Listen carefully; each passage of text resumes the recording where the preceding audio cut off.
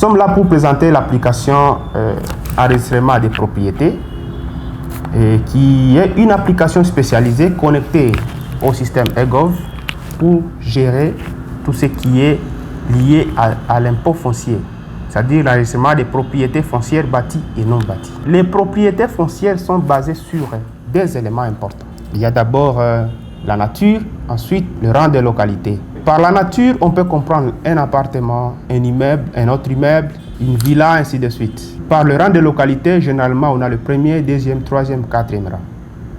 Et tout cela est fixé par les représentants du peuple, c'est-à-dire qu'il y a une loi qui gère comment on doit apprécier la nature des bâtiments et le rang des localités.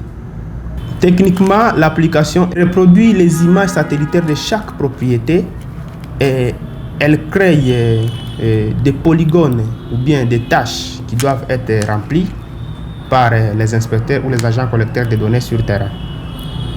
Et ce qu'il faut noter, c'est que les différentes tâches ou les polygones portent des couleurs.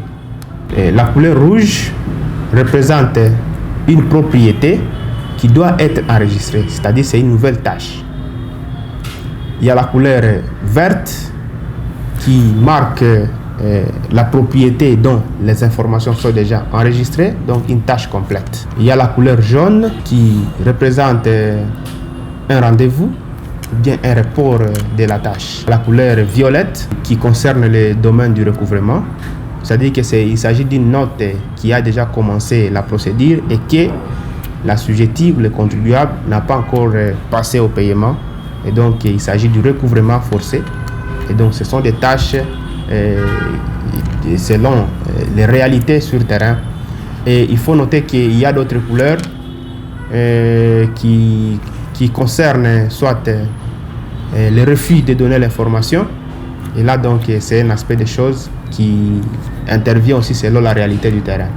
Cette application est spécialisée pour collecter des informations sur la géolocalisation de chaque propriété foncière, le propriétaire, la nature ou la classification de la propriété enregistrée. Elle prend aussi les informations si la propriété est louée ou non.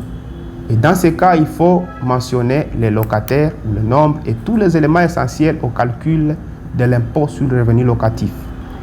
Et cette application a déjà été expérimentée plusieurs fois d'ailleurs. Et nous avons une base de données pour certaines entités, une base de données qui nous permet de bien consulter tout ce qui est lié aux impôts fonciers et permettre à ce que les calculs et le contrôle jusqu'au recouvrement des impôts soient faits d'une manière efficace et efficiente dans la transparence et la traçabilité. Comment se fait le calcul de l'impôt avec cette application? Première chose, il faut comprendre que la nomenclature est intégrée dans le système. C'est-à-dire que les taux de l'impôt, selon chaque nature ou rang de localité, est intégré. Le calcul de l'impôt se fait automatiquement, contrairement au système manuel où il faut transcrire les taux et la nature ainsi que la localité sur un papier. Le système prend en charge tous les calculs automatiquement et envoie une notification SMS ou email ou WhatsApp au contribuable propriétaire de la propriété enregistrée. S'il y a contestation ou bien s'il y a une réclamation, généralement lorsqu'il y a eu erreur, le contribuable est prié de passer au bureau le plus proche pour présenter sa requête. Et aussitôt reçue, la requête est prise en charge par les agents de l'administration fiscale et une nouvelle notification lui est envoyée et directement il peut passer à la banque pour effectuer le paiement. Ou alors s'il veut, il peut effectuer le paiement au travers le mobile pay.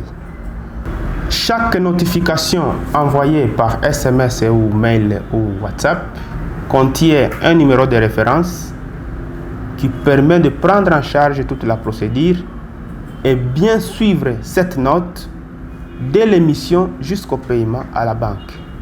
C'est-à-dire qu'au niveau de l'administration fiscale, s'il faut suivre l'état de cette note ou les statuts, on utilise le numéro de référence. S'il faut passer au paiement à la banque ou par paiement mobile, c'est toujours le même numéro de référence qui va servir. Et donc, la référence est unique et elle permet de bien suivre les informations dans la transparence et la traçabilité. Nous ne pouvons pas oublier qu'il peut y avoir des changements ou des mises à jour sur le terrain en ce qui concerne les nouvelles propriétés ou les propriétés démolies. C'est ainsi que l'application prévoit des mises à jour annuelles ou périodiques selon les besoins qui permettront d'intégrer les nouveaux changements au sein de la base de données. Et pour être efficace, le soutien de l'autorité politique est très important parce que c'est au travers de ce soutien que l'administration fiscale va exécuter son travail dans la transparence, dans l'efficacité et l'efficience. Et c'est ainsi qu'on va aboutir à la maximisation des recettes. La gouvernance électronique, c'est-à-dire gouverner ou bien diriger sur base des informations digitales. C'est-à-dire toutes les informations qu'on collecte sur le terrain, qui retombent dans la base de données et créent des statistiques. Ce sont ces données-là qui permettent à l'autorité de prendre de bonnes décisions, de comprendre le contexte de chaque secteur selon le besoin de la gouvernance. Il faut aussi retenir que toutes les données collectées par l'application ou le système eGov appartiennent à l'État. Ce sont des données qui doivent être exploitées par l'État pour les besoins de la gouvernance. Et tout en retenant que les services de l'État sont interdépendants les uns des autres, donc ils s'interchangent des informations pour les besoins de la gouvernance.